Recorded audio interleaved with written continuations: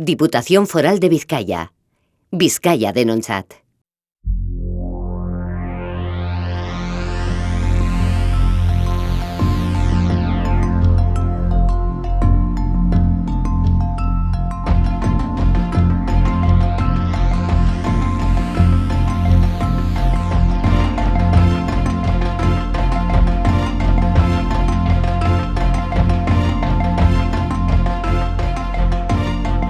Íñigo Cobo, cineasta y dramaturgo. Hoy es nuestro protagonista. Hola, Íñigo. Hola, buenos días. Y Santurtziarra. Sí, aunque nací en Bilbao, ¿eh? ¿Cómo? Pero nací de rebote. en Indautxu, de hecho, pero... ¿En Indautxu? Sí, pero bueno, he vivido en Santurtzi siempre. ¿Te has criado en Santurtzi? ¿Has estudiado en Santurtzi? Sí. Bueno, no, he estudiado en Portugalete. ¿Cómo? Ya se empiezan a quitar aquí. Ya, claro, se va En un Santa mito, María. se En va- Santa María. Ah, en Santa María, Sí. en Santa María, sí. Sí, Mira, sí. yo hice Cobo en Santa María. Ah, sí, pues mira, compartiríamos pasillos. No, Sí. que tú eres mucho más joven que yo. Pero a pesar de tu juventud, Sí. anda que la vida que tienes, que ahora vamos a contarla. Estudias, por tanto, hasta COU o segundo de bachiller, no Sí, sé, bachiller, sí, bachiller, sí. segundo de bachiller, en el Colegio Santa María, y luego, ¿a ti te llamaba ya el tema del audiovisual? Cuéntame, ¿desde cuándo tienes esta afición por esto? Pues mira, desde siempre, yo creo que las películas siempre han estado presentes en mi vida y siempre mi ocio de pequeño siempre estaba ligado a ir al cine, a ser antes, a ver películas, a ver, alquilar. Me acuerdo, yo íbamos al videoclub y mi madre siempre se frustraba porque me quedaba igual una hora en el videoclub eligiendo películas, ¿sabes? Me costaba mucho elegir. Y ahora también había un videoclub aquí en Santurce que era El Abra, que lo tenía al lado de mi casa y tal. Bueno, luego cambió y cerró, por desgracia. Y bueno, siempre mi conexión con las películas siempre ha estado ahí. Y siempre quería dedicarme a algo de cine, no ser actor ni nada, pero a escribir o hacer películas. O sea, que cuando tú eras niño veías muchísimo cine. Sí, sí, sí. ¿Cuáles eran tus películas preferidas? Pues, mira, se me da muy mal eso de hacer listas. Entonces, yo me acuerdo que una película que me marcó mucho de pequeño fue Godzilla. ¿Ah, sí? Godzilla, sí. Y de hecho, yo quería ser taxista, porque en la versión americana de Godzilla serían los taxis de Nueva York y todo eso. Y me acuerdo, había una entrevista de hace años que yo decía que yo quería ser taxista. Pero curiosamente hasta hace unos meses no me sacaba el carnet de conducir, con 31 años. ¿Con cuántos años tenías cuando decías que querías ser taxista? Pues no sé si Godzilla no me acuerdo si es del 99, por ahí, pues 6 años, 7 años, 8 años, sí. Luego empiezas a estudiar comunicación Sí, audiovisual. Sí, en la PV. ¿Y qué tal? Bueno, lo dejé, duré 2 años. Así que muchos amigos que fui haciendo se fueron yendo, era una sangría de gente. Pero me di cuenta de que no me estaba dando lo que yo buscaba en esa carrera. No sé si dónde tenía que haber ido yo, pero bueno, lo dejé al acabar segundo. Lo dejaste porque igual era muy teórica y muy de cosas como historia, economía. Y tú no veías que llegara el momento de coger una cámara y grabar. O sea, había como asignaturas muy puntuales sobre cine, pero no sé, era el ambiente, ¿no? Yo creo que estaba vinculado a las iniciativas de la gente, ¿no? Que me rodeaba. Es decir, yo ahí monté un grupo con unos amigos para hacer cortos, montamos una productora. ¿Ya allí en la universidad? Sí, una productora, sí. Un grupo, le pusimos un nombre que era Pogo the Clown Films, me acuerdo, que es gente que luego, compañeros y amigos que me han ido acompañando en el Santurcine, por ejemplo. Mucha gente que está en Santurcine ahora es gente de esa época. De hecho, no hay nadie... Mis compañeros de Santurcine casi todos son periodistas o publicistas de esa época de la uni. Pero bueno, yo lo dejé y me fui a magisterio. Sí. ¿Qué tal de magisterio? ¿Acabaste? Acabé, pero porque ya no iba a dejar otra carrera.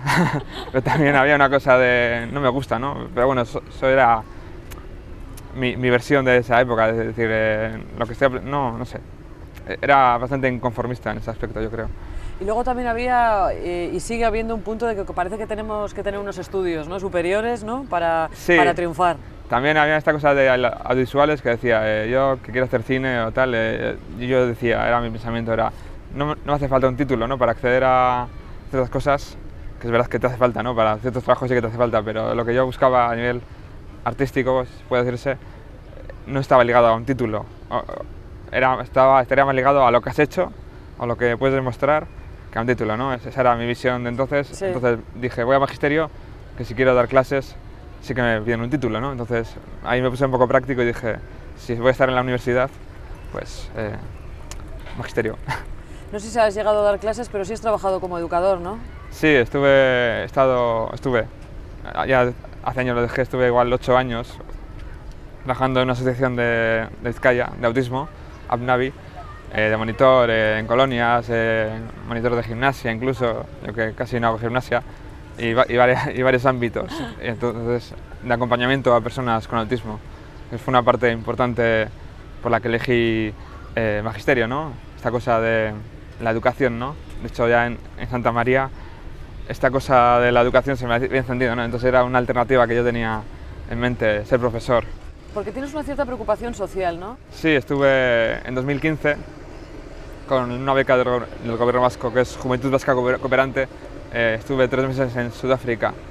Bueno, ya había estado en 2013, estuve en Marruecos también, en un campo de trabajo en un centro psiquiátrico. También fue una experiencia así bonita, bueno, no es la palabra bonita. Sí, dura porque te enfrentas a... es la única vez que he ido a Marruecos y bueno, fue una experiencia donde aprendí mucho. Estuve 10 días y estuvimos colaborando en un centro psiquiátrico. Jesús. Sí, sí. Y en Sudáfrica estuve 3 meses en una ONG medioambiental que se acercaba a aldeas sobre todo vinculado al agua, a llevar agua potable y a trabajar con niños y niñas huérfanos. Sí, eso. Marruecos, el psiquiátrico, sí. Y Sudáfrica, el tema de agua potable a niños. Sí. ¿Toda esa vocación social lo has trasladado luego a tu trabajo como cineasta, como dramaturgo? Sí, sí, yo creo que siempre está eso ahí, ¿no? Lo que he trabajado yo a nivel educativo, luego con ONGs también, he estado también vinculado a más asociaciones y luego, sobre todo en el trabajo del Festival de Santurtzi, con el tiempo ya van a ser 12 años, pero bueno, durante los primeros años, pues como todo proyecto se va definiendo, ¿no? Va cogiendo matices, va adquiriendo su identidad, ¿no? Y la identidad del Santurcine sí que, siendo un festival generalista, el que busca también que la gente vea cine, ¿no? Sí que ha ido ampliando sus brazos, ¿no? Sociales o también de formación, de educación. Con el Santurcine llevamos ya pues casi 8 años igual colaborando con Amnistía Internacional, con una sección que trata los derechos humanos con institutos y la Universidad de Deusto, ¿no? Y también con Bizitegui, que es otra asociación con la que también colaboro mucho. De personas que viven en la calle, ¿no? Eso es, gente sin hogar, gente en exclusión, gente con adicciones o incluso con problemas de salud mental. Yo colaboro también con ellos en el Homeless Film Festival, que se celebra ya este año, es la 9ª edición. Hago también con ellos talleres de cine con personas usuarias, que también es una cosa también muy interesante vinculada al teatro foro, ¿no? Es decir, de darles a ellos las herramientas y la voz de crear historias, ser los guionistas, los protagonistas. Eso en el Santurcine. Y luego a nivel ya de creación propia, he hecho 2 documentales, casi 3, que estoy con el tercero. Uno de ellos precisamente era sobre esta asociación de Bilbao que en el 2020 cumplió 40 años. Era una retrospectiva sobre su trabajo o sobre cómo han evolucionado las políticas sociales, ¿no? En Vizcaya, en Bilbao. Y el primer documental que hice era sobre escorbuto, que también era sobre escorbuto como tema central, pero lo que tocaba era la retrospectiva también de los años 80, la juventud de esa época, la juventud de ahora, también esas preocupaciones, ¿no? generacionales. Y luego en el teatro que también he creado, pues la primera obra era Todo saldrá bien, que era también una crónica de la pandemia, también desde la juventud, ¿no? Y también desde lo que vivimos nosotros en esos meses, que a la juventud nos impactó especialmente. Y luego la segunda obra, que es Rey desnudo y chico muerto, era sobre la homofobia y el odio, ¿no? Y los delitos de odio, que también venía. Esa obra era una respuesta directa en el 2021, que hubo como una oleada de ataques homófobos en España, un montón de violencia en la calle, hubo el asesinato de Samuel Luiz en A Coruña, ¿sí? En verano, y más cosas que fueron pasando también, que no era por cuestiones LGTBI-fóbicas, pero este ataque a Alex, este chico en Amorebieta, pues esta escalada en sitios públicos, ¿no? Y elabora eso de un episodio de violencia en un parque, en el parque de Doña Casilda, y luego... Sí. Entonces, ya veo que toda esa preocupación social la has trasladado a tu obra, tanto en cortos como en obra de teatro, pero aparte de eso, ¿cuántos cortos, pelis has llegado a rodar de otro tipo de temática? ¿De otras temáticas? De otras temáticas. Igual no tan profundas.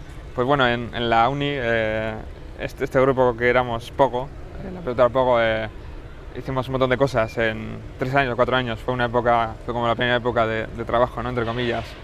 Y ahí era sobre todo vinculado a la comedia, ¿no? Era comedia absurda en general.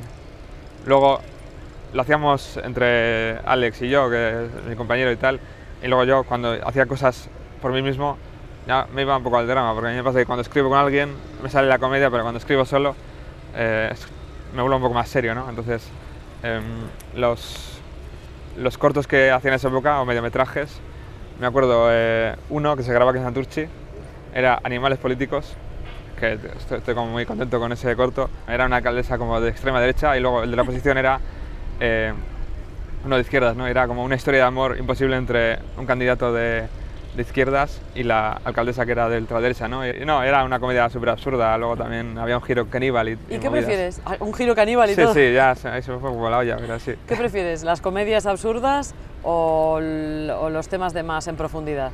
Bueno, yo creo que la clave es combinar, ¿no? Porque si hablas de temas serios desde la intensidad o desde esta cosa como solemne, el mensaje igual se queda por ahí, ¿no? Pero si tratas temas con miga y metes comedia de vez en cuando, eso entra muy bien, ¿no? Eso en el teatro el mensaje llega mejor. Sí, que haya un equilibrio entre el absurdo, igual no un absurdo forzado, sino el absurdo de la vida con temas que existen.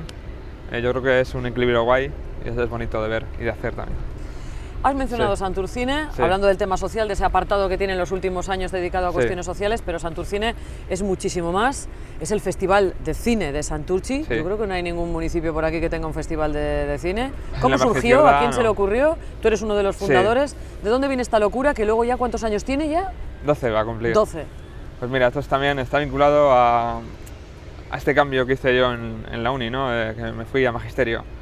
Hay una historia curiosa así de esta cosa de qué pasaría si no, o si cuando ves las cosas con retrospectiva, hay cosas curiosas, ¿no? Que te hacen gracia, porque el Santurcine empieza en 2013 y yo dejé audiovisuales en 2012, y en ese verano del 2012 me apunté a un curso de cine de verano que había de la UPV, de hecho, y a ese curso se apuntó también gente como muy random, ¿no? Charly Urbina, Javier Trapero y un grupito de gente que no nos conocíamos, y ahí coincidimos. Y es un curso además al que yo no debería haber ido, porque yo cuando dejé audiovisuales a mí me habían dado un Erasmus para irme a Dinamarca, entonces estaba en esta bifurcación, ¿no? Vital, de decir, ¿me voy a Dinamarca con audiovisuales o lo dejo y hago magisterio? Entonces, hasta el último momento no sabía qué hacer, porque no quería seguir ahí, pero la opción de irme a Dinamarca pues era muy atractiva. Ya te digo. Aunque debe ser muy caro ir allí, ¿no? Entonces, claro, dije sí al Erasmus, y a ese curso al que me había apuntado me desapunté, porque no me daba tiempo.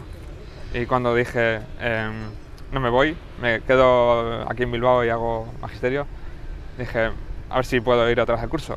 Y no sé qué pasó ahí, una cosa, que hice el curso, pero no estaba como apuntado oficialmente, de hecho había unas tarjetas que no me... Yo estaba ahí, pero no estaba. Como oyente.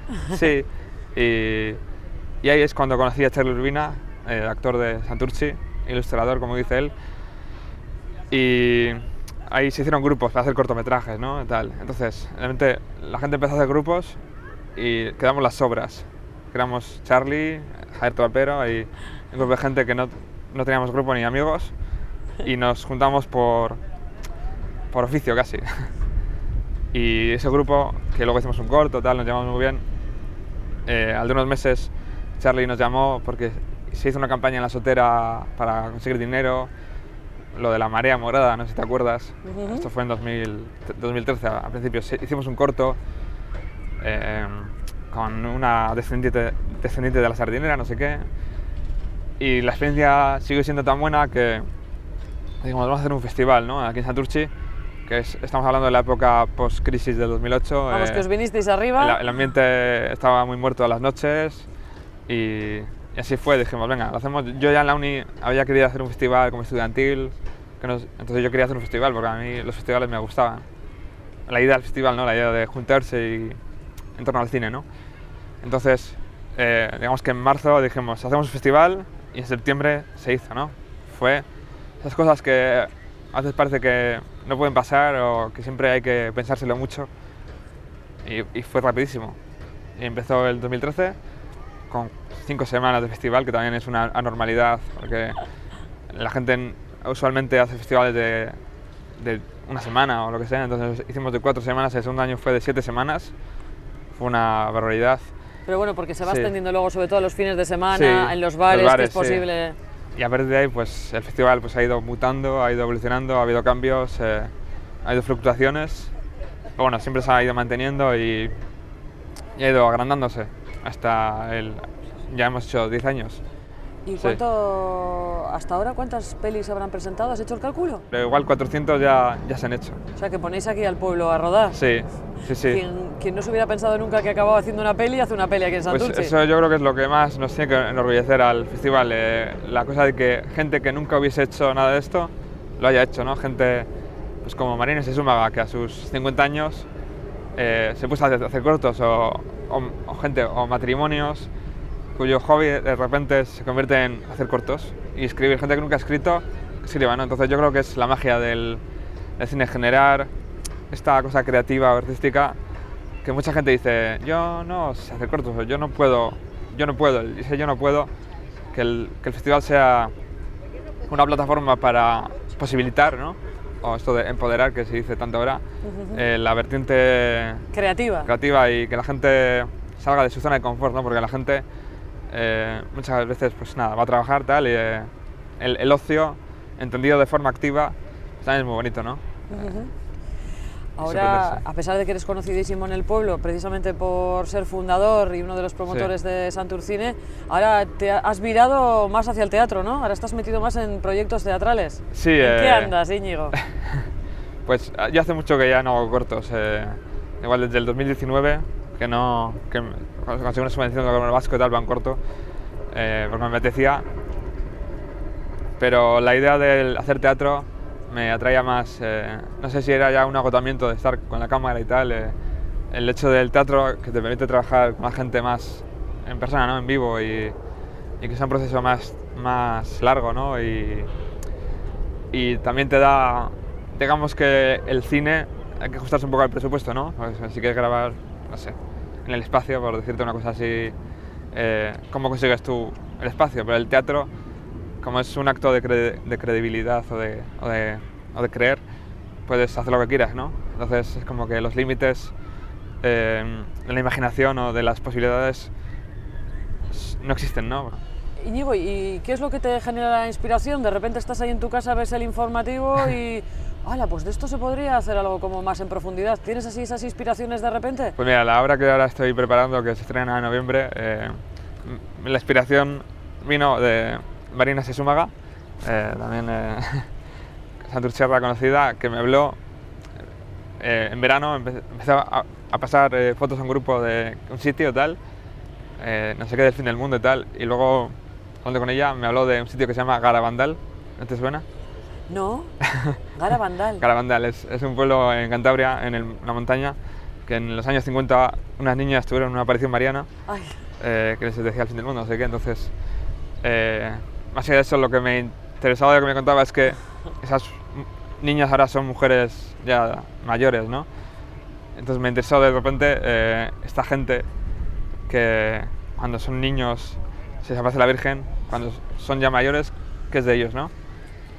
Entonces ya empiezas a hilar y a tirar y la obra que estoy haciendo ahora coge un poco esas cosas, y si la otra que ahora te comentaba de Río Desnudo era sobre el odio, habla sobre la mentira, ¿no? Es decir, porque hace a punto las mentiras que nos contamos. Entonces, ¿tus proyectos más inmediatos es ese, el estreno en noviembre? Sí, la obra se llama Esta tarde en Menchaca, se va a estrenar en el Festival de Teatro de Santurtzi, y luego va a estar en Pabellón 6 en Bilbao 5 semanas. Sí, están en el elenco, igual les conoces, son 3 mayores y 3 jóvenes, son ellos de adolescentes y de adultos. Ajá. Y están, los jóvenes son Itxaso Gil, que está en Santurtzi, Josu Iriarte y Markel Vázquez, que es de Santurtzi él, y Josu es de Bilbao, y luego los adultos son Diego Pérez, Unai Izquierdo y Itxaso Quintana, que es de Portu, de hecho también. Sí. Además has estado hace poquito organizado también el Cineclub de Santurtzi, que es uno de los clásicos de la localidad. Sí. En el SCA, en el Serantes Cultural de Toa, que es una de las joyas de cuidar el cine que tenéis en Santurtzi, también de los pocos cines, además que mantengan el tema comercial también. Eso es. Yo creo que el único que lo mantiene de toda margen izquierda, digo municipales, ¿eh? Eso es, sí. Yo creo que el Serantes es una joya que yo creo que tenemos que valorar más de lo que se valora. Yo creo que hay que cuidarlo más desde las instituciones, porque aparte de que es un teatro gigantesco, tiene de las bocas más grandes de Euskadi, es patrimonio puro cultural, y yo creo que es algo que hay que cuidar y respetar y tener mucho mimo, ¿no? Y se me dio la oportunidad de programar el Cineclub, que ha cumplido 25 años este año, con tal libertad, ¿no? Partiendo en octubre desde el Santurcine, que empiezan a la vez y comparten la primera programación. De hecho, este año empezó con Ocorno, que también es una de las cosas que en el festival hemos ido logrando, que es conseguir preestrenos de películas.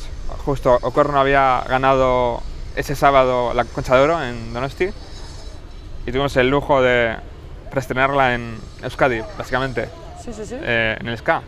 Se llenó la sala. Y ahora que el cine está tan de capa y caída, que se va poco al cine, que hay mucha competencia a través de las plataformas digitales, cuando ves la sala llena del SCA, ¿qué sientes, Íñigo, como santurciarra y como cineasta? Pues me encanta, porque luego el cine comercial no tira tanto, pero el Cineclub sí. Yo creo que hay una reflexión interesante que hacer, que es, tenemos un montón de multisalas que te ponen los estrenos de las grandes compañías, estudios, pero hay un montón de cine europeo, no te digo europeo, pues asiático o americano, que tiene menos ventanas en cines. Te puedes ir a Bilbao, a la Lóndiga o a Multicines, pero yo creo que es un cine que hay que tener más presente, ¿no? Porque el público del Cineclub es un público además más fiel, es más maduro, y es el que te va al cine, ¿no? Porque los jóvenes cada vez vamos al cine menos, y muchas veces esperamos a que venga Netflix, no sé qué. Hay una especie de sobrevalorización de Netflix desproporcionada, bueno, la experiencia del cine y de estar con gente viéndola, pero bueno. Pero el público mayor, el público adulto, también se merece un respeto enorme por todo lo que lleva de bagaje.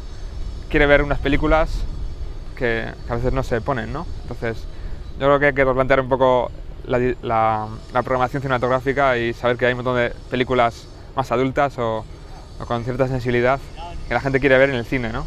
Porque luego muchas de esas no llegan ni a plataformas, ¿no? La experiencia del cine, no sé si opinarás lo mismo que yo, es única. Solo por el volumen de pantalla, el sonido surround. No tiene nada que ver, por mucho que tengas una tele de 75 pulgadas en el salón de tu casa, yo creo que no es lo mismo, ¿no? Para nada, mira, la Sociedad de la Nieve de Bayona, que la produjo Netflix, pero también tuvo distribución cinematográfica muy puntual.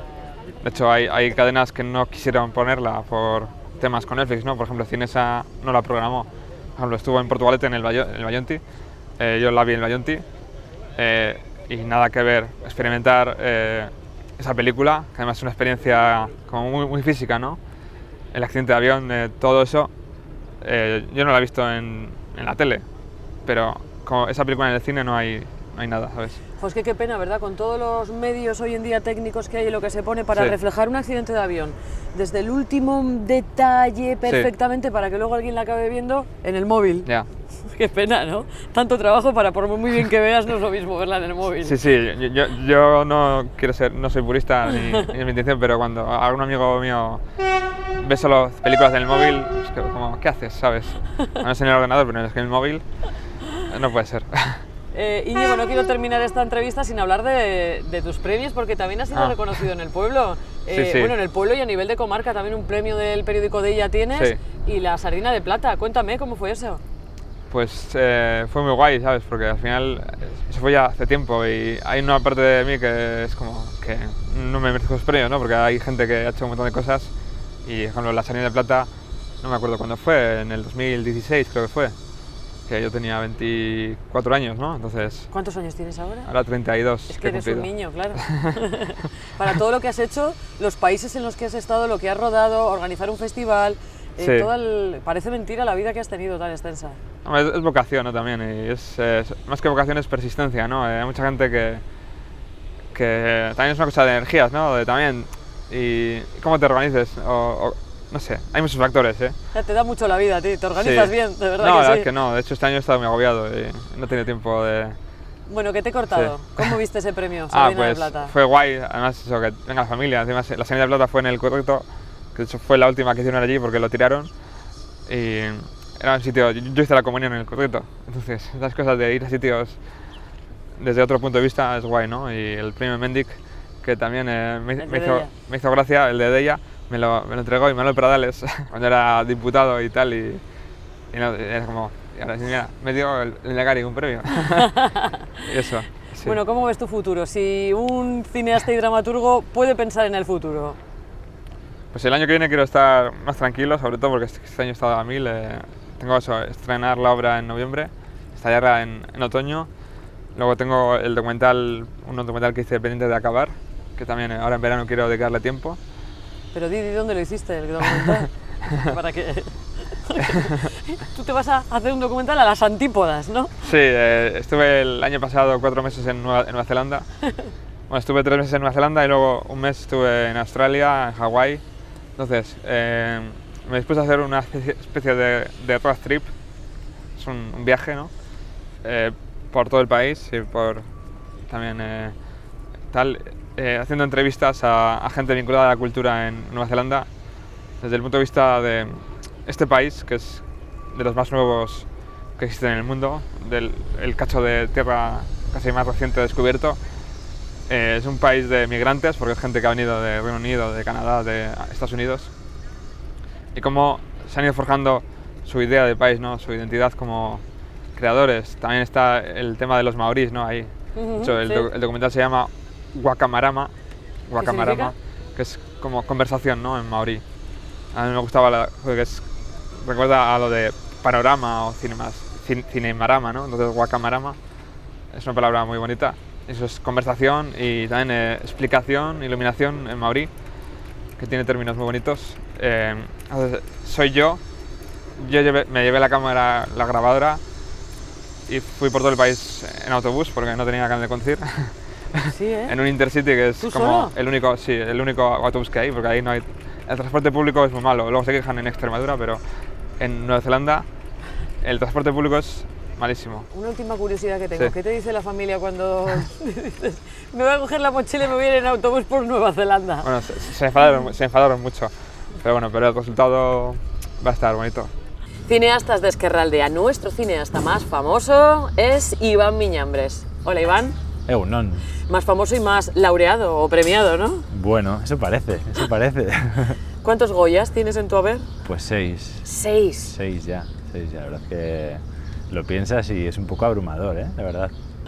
Vamos a empezar a contar cómo comienza todo esto, Iván es un niño portugalujo que juega por estos lares de Chiqui, y además de una familia muy conocida porque teníais una tienda mítica de la zona del Ojillo, calle Guipúzcoa, por ahí. Sí, pues bueno, empieza siendo un sueño, ¿no? Un sueño de un chaval, de un niño portugalujo, que, bueno, pues que como decías, viene de una familia muy humilde, en la que mi aita y mi mamá tenían un supermercado en el Ojillo, un ultramarinos de esos en los que en 100 metros cabía charcutería, frutería, droguería, tal. Donde Modes, todo el mundo decía, voy donde Modes.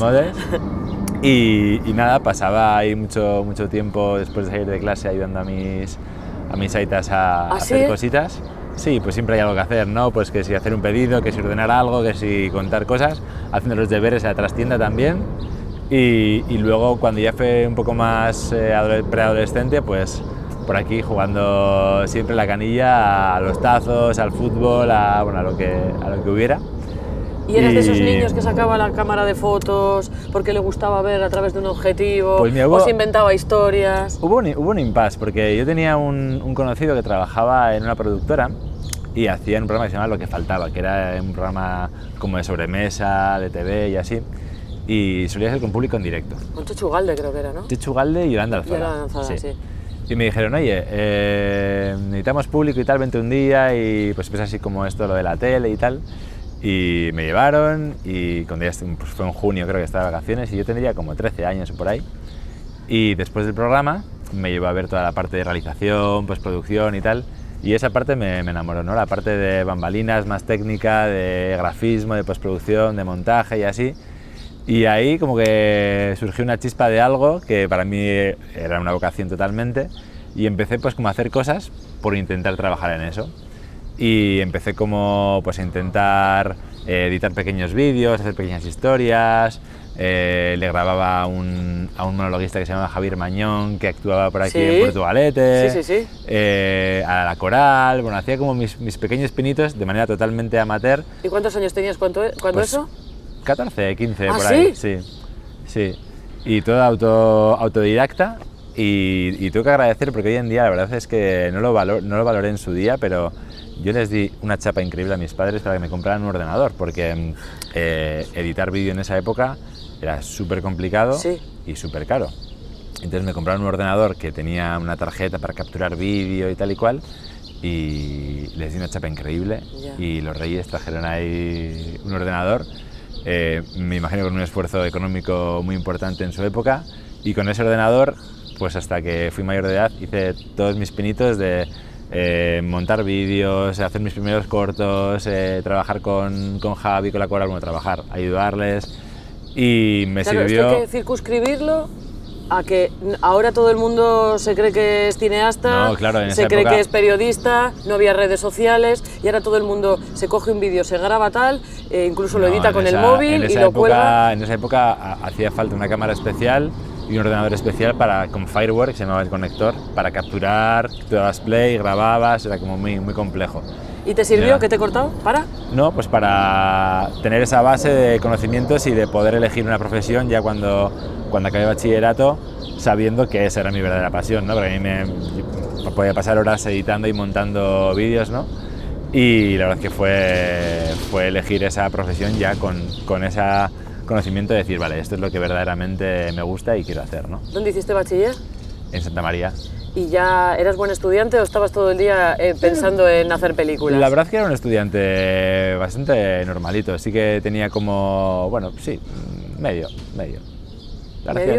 Pero estabas todo el día en tus ratos libres, no vagabundeabas por ahí. Yo salía de esto y me encantaba estar con el ordenador editando cosas siempre. ¿Y cómo me gustaba más montar que grabar. Así que... Acabas bachillerato y entonces tienes claro que lo que quieres estudiar va por ahí, tema audiovisual, tema técnico y tal, ¿y qué empiezas a estudiar? Pues mira, mis aitas y mis profesores siempre, como tenía algo medio, querían que estudiara pues la típica profesión que supuestamente tenía salida, como ingeniería, arquitectura, medicina, cosas de estas que te provocan una seguridad vital, ¿no? O que aparentemente te provocan seguridad vital. Y yo tenía claro que quería hacer algo relacionado con audiovisual. En aquella época, y hoy en día, la ECAM, que es la Escuela de Cine de Madrid, era el único lugar donde se podía estudiar montaje a nivel estatal. Y nada, y el 11 de marzo fui ahí a hacer el examen de acceso, porque iba con examen de acceso. Y fue el 11M, el día de los atentados, yo tenía que coger ese tren o un tren anterior y posterior para ir a hacer el examen. Casualidades de la vida, no lo cogí porque un amigo nos llevó en coche, oímos el atentado justo saliendo de la Plaza de Atocha. Y fue un día complicado, un día muy triste. La verdad es que fuimos a hacer el examen, hubo mucha gente que no pudo acudir, nos dieron la posibilidad de hacerlo, de no hacerlo, el examen, de poder ir otro día. Yo lo hice, aprobé, y aún así fue como una señal vital de... no sé por qué, no te sabría decir por qué, y hoy en día me pregunto estas cosas de qué hubiera pasado si hubiera estudiado montaje en Madrid, si hubiera estado viviendo en Madrid. Es como una de estas cosas vitales que dices, ¿qué hubiera pasado, ¿no? Y entonces decidí estudiar aquí, estudié en imagen y sonido en Ategorri Tartanga, en Erandio. Estoy súper agradecido a esos 2 años de formación de un grado superior.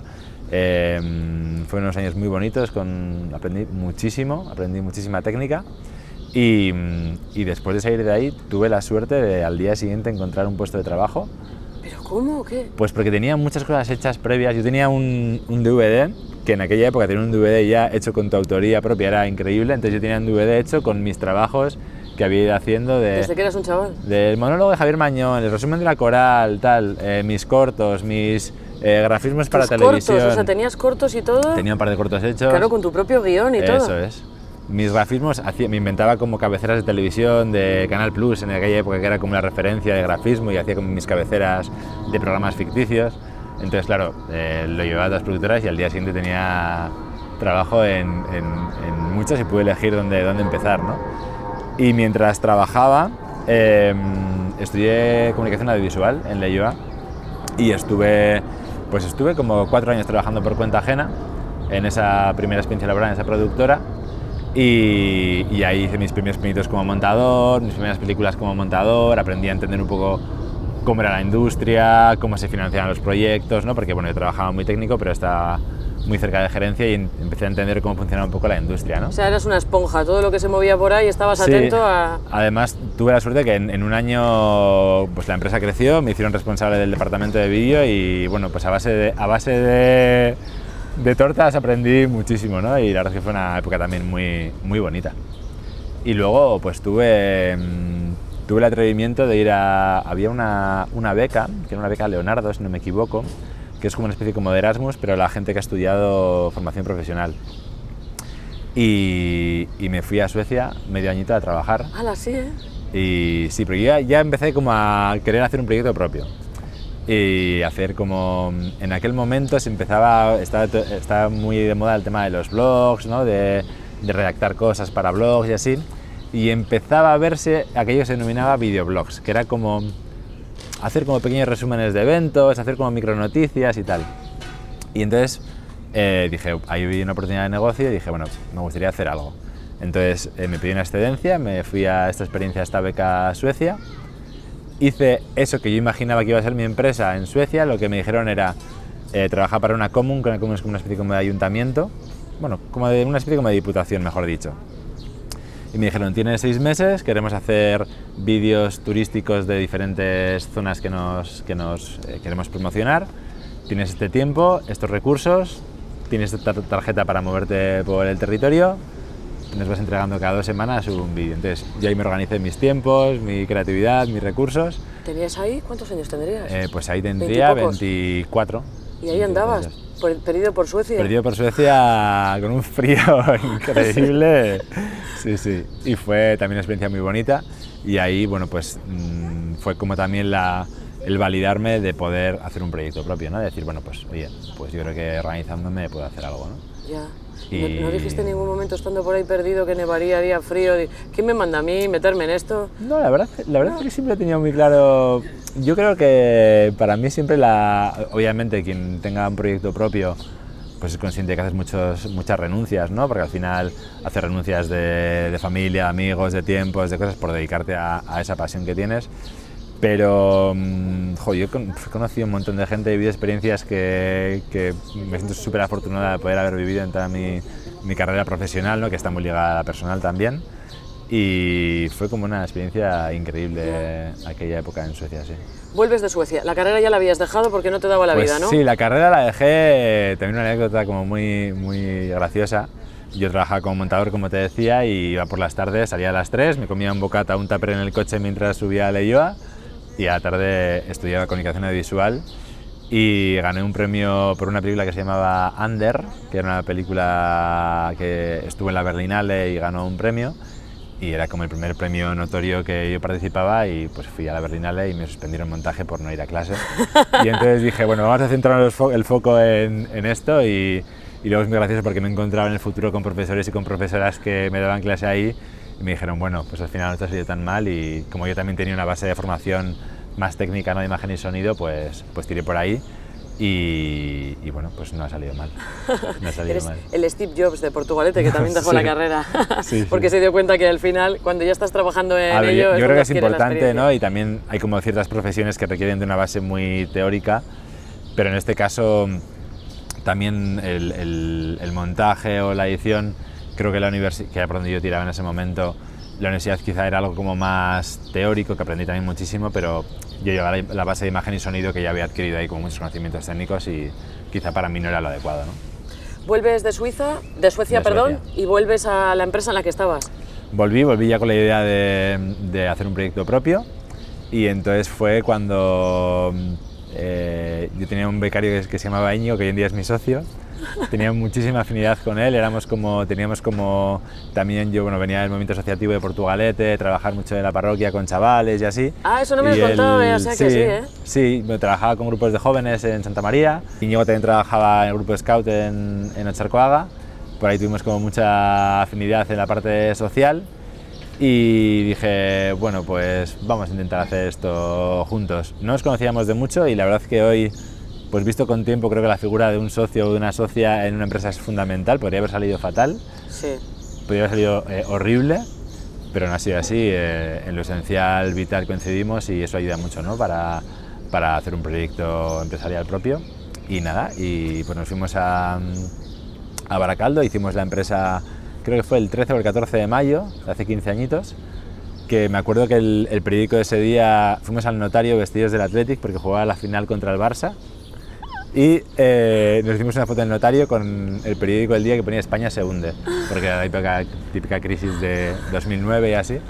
Entonces el Athletic perdió, España se hundía y nosotros hicimos una empresa. Así que fue, ¿por qué único? Bonito.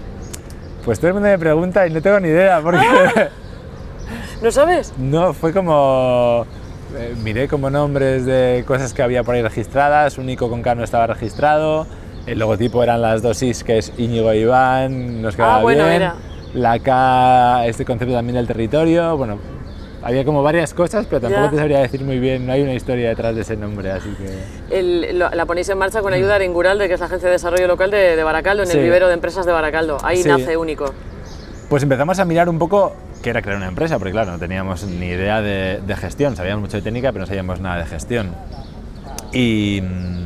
Y entonces pues empezamos como a ver qué había, estaba Bilbao de Quincha, estaba Inguralde, había una ayuda en aquel momento del gobierno vasco para poder capitalizar el paro e invertirlo en un proyecto propio. Bueno, empezamos a ver qué opciones había y fuimos, como decías, a Inguralde, a Beurco, que son como unos viveros de empresas que dependen del Ayuntamiento de Baracaldo. Y bueno, antes de eso estuvimos como 2 meses en la sala de profesores de Erandio. ¿Ah, sí? ¡Qué majos! Porque queríamos empezar el proyecto empresarial y no, pues mientras miramos todas estas cosas teníamos como algún trabajillo ya que nos había salido. Sí, de un vídeo de un museo, de unas monjas de Berriz que nos dijeron para hacer iban a beatificar a la fundadora y tenían que hacer un vídeo para la candidatura de poder ser, hicimos un documental. Y fue muy gracioso porque nos dijeron, bueno, pues si mientras buscáis local, pues podéis estar aquí en el centro donde estudiamos.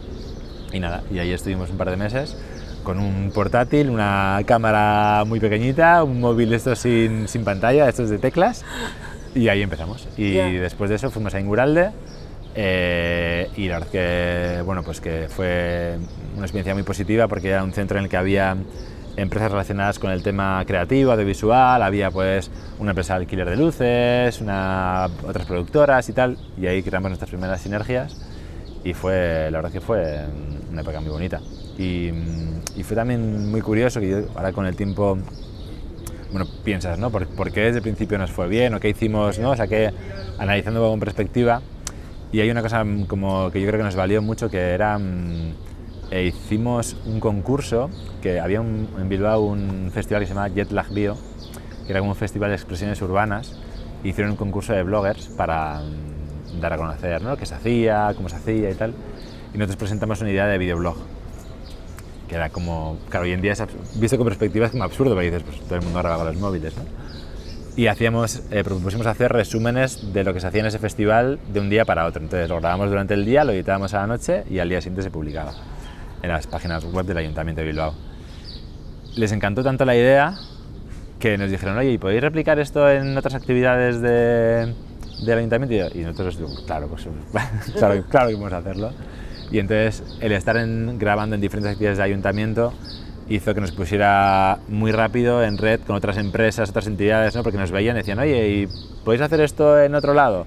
Y entonces, de repente ibas a, yo qué sé, pues a la entrega de premios de emprendedores del ayuntamiento y conocías pues a otras 20 personas Sí. que tenían como la referencia tuya que estabas haciendo eso, ¿no? Y esa puesta en red muy rápido con mucha gente nos vino muy bien para poder establecer una red de clientes muy rápida que nos permitió desde el primer momento pues empezar ya a contar, por ejemplo, con Diana, que Diana fue nuestra primera trabajadora que entró a los 3-4 meses, que hoy en día sigue con nosotros, que es portugaluja también. También, ¿eh? Y que está conmigo en los grupos de jóvenes y tal, y bueno, pues es como, bueno, no es socia, pero es como una parte fundamental de Único, ¿no? ¿Cuántos sois ahora? Uy, somos bastantes, porque en la empresa somos 10 personas fijas, pero como sabes trabajamos por proyectos, ¿no? Por películas o series, y actualmente estamos haciendo una película que se llama Decorado y una serie que se llama Titan Tofu, y estamos como unas 50 personas ahora trabajando en ambas producciones. Ope. Así que sí, O sea, en 15 años, fíjate todo el trabajo que dais, ¿eh? Sí, la verdad es que da un poco de vértigo, ¿no? Porque, como te decía, yo vengo del mundo más técnico y la vida me ha llevado a aprender mucho de gestión, a formarme en gestión, a poder intentar que eso sea clave, porque también recordando con el tiempo, una persona cuando estábamos haciendo la formación esta de emprendedores, ¿no? Para hacer la propia empresa, tenías que hacer como un curso creo que era como con Cuchabank, si no me equivoco, y el asesor nos dijo, bueno, ya podéis hacer los mejores vídeos del mundo, que si no los vendéis no os vais a comer ni un comino. Y yo dije, si hacemos los mejores vídeos del mundo los vamos a vender seguro, y no es así, hay que venderse, hay que ¿no? En los vídeos de publicidad y en los proyectos propios, ¿no? Puedes tener el guión maravilloso, pero si no eres capaz de hacerlo llegar a una plataforma o una televisión, no vas a poder hacerlo, ¿no? Y bueno, hubo que aprender eso, que interiorizar eso, y entonces Íñigo lleva la parte más técnica y yo llevo la parte más ejecutiva. Eres el Relaciones Públicas. Algo de eso. ¿No echas de menos estar montando? De vez en cuando lo hago, ¿eh? Ah, ¿sí? De vez en cuando lo hago porque ese gusanillo siempre está ahí, pero bueno, también entiendo que esa figura tiene que estar y que también, ¿no? La parte de poder relacionarse, de poder vender, de poder ir a mercados. Nosotros viajamos muchísimo ¿no? Vendemos mucho en Estados Unidos, en Asia y tal, entonces bueno, hay que tener también ese tipo de relaciones para poder vender los proyectos y bueno, es una parte necesaria. Así que ¿Viajas mucho entonces? Viajo mucho. ¿Continuamente, sí? Sí. ¿En qué países has estado así, por ejemplo? Buah, he estado pues Japón, China, en Europa he estado en todos, en Sudamérica, en Brasil, en Argentina, en México, en Estados Unidos, bueno, en muchos lados. Yo creo que al final lo bueno que tienen, nosotros empezamos a hacer animación porque luego después de... Ahí ¿no? te iba a decir yo, claro. Eso es lo que te iba a preguntar. Claro, aquel corto premiado en la Berlinale, Ander, me imagino que no sería... No.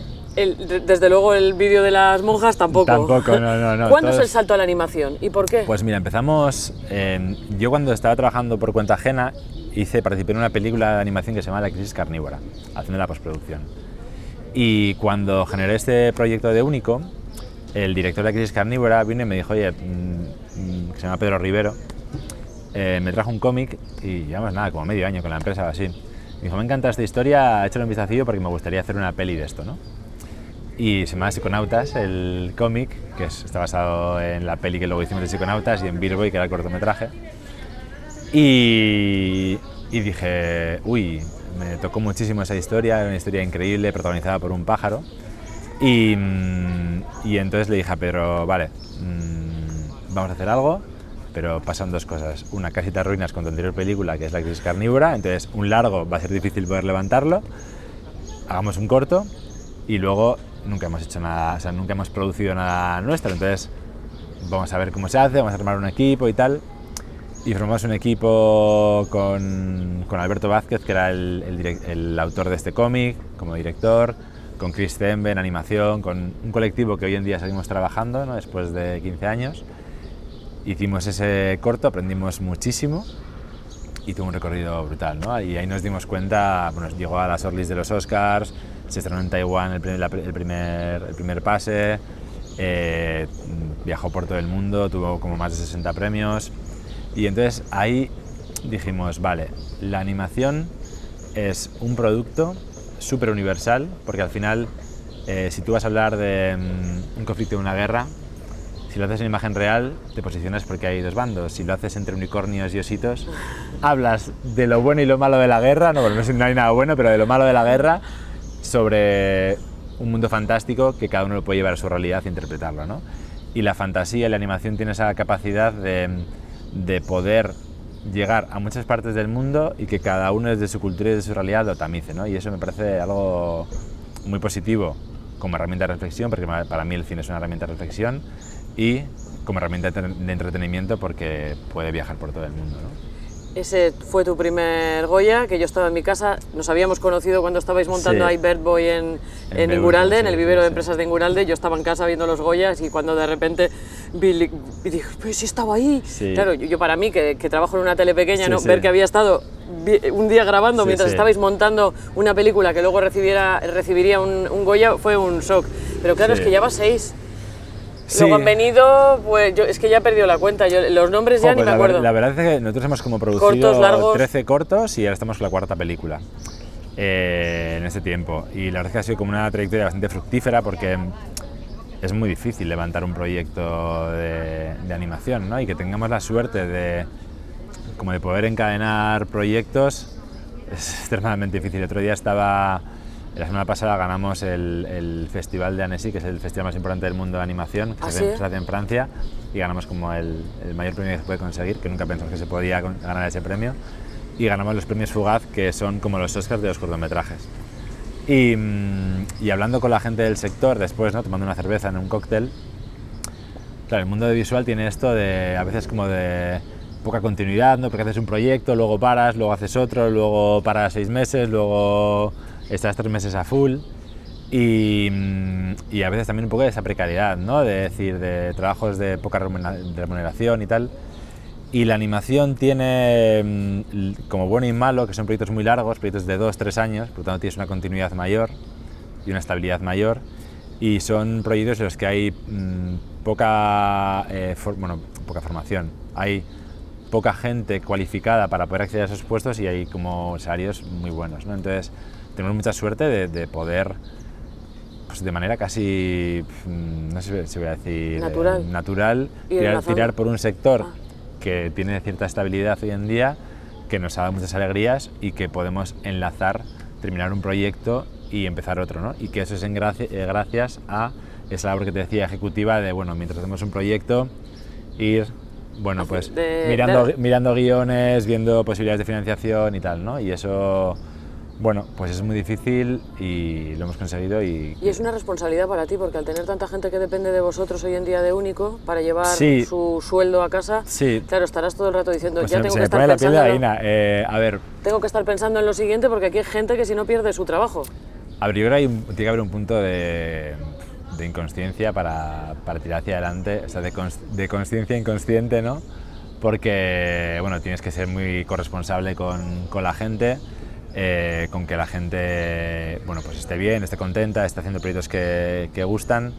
Hay algo también como que a mí me da muchísimo orgullo, que es que hay gente que sigue a trabajar a Disney o Cartoon Saloon o fuera, que hoy en día regresa porque estamos pudiendo hacer proyectos internacionales con mucha repercusión, con un acabado artístico motivador para poder participar, y que alguien, bueno, pues cambie su vida porque quiere regresar al País Vasco y porque hay una oportunidad de trabajo en su sector que merece la pena, pues para mí es una de las cosas más bonitas, yo creo, que de haber emprendido un proyecto empresarial propio.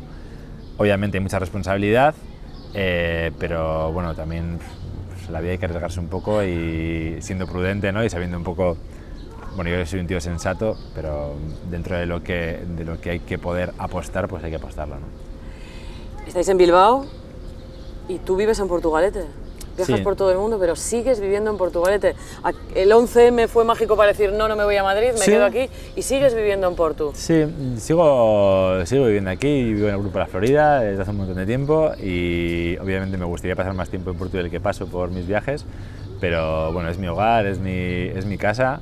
Es más, en mi página pone de Portugalete al mundo, y siempre que voy a algún festival vendo Portugalete, y creo que, en un sector en el que podemos trabajar hoy en día desde donde queramos, ¿no? Porque al final nosotros hacemos una película, la vendemos Y es una película que la podemos haber hecho en Hawái, en Porto o en Londres, ¿no?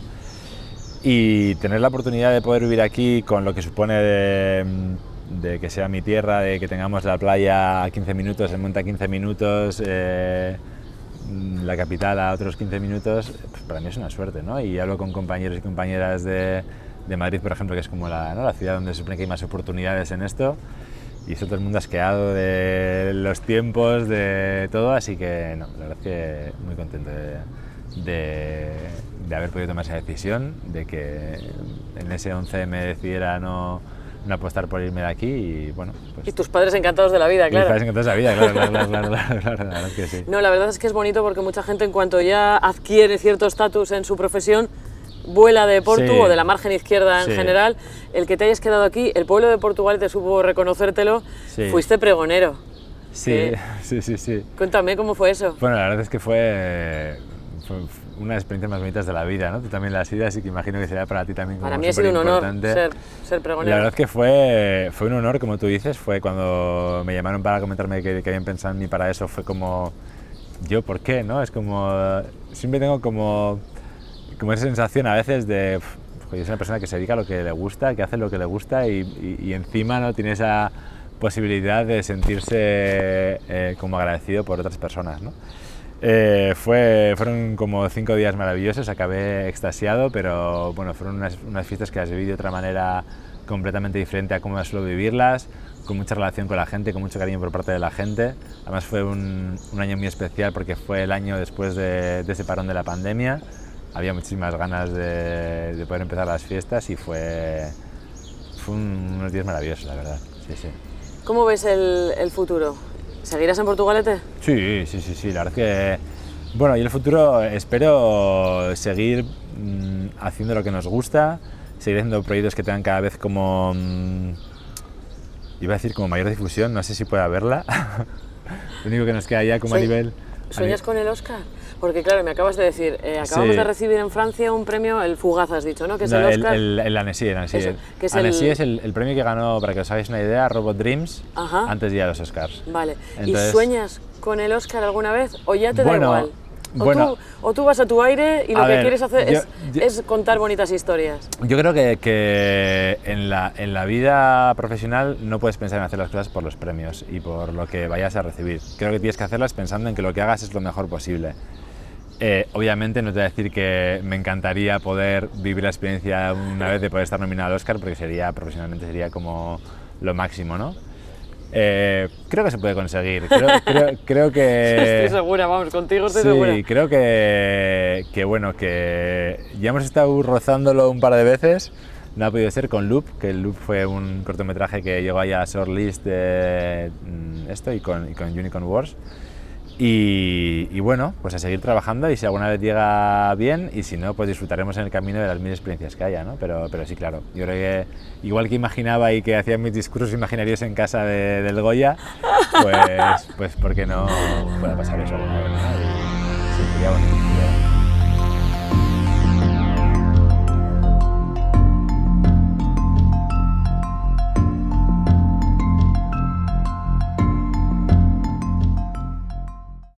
Bizkaiko Foru Aldundia, Bizkaia denontzat.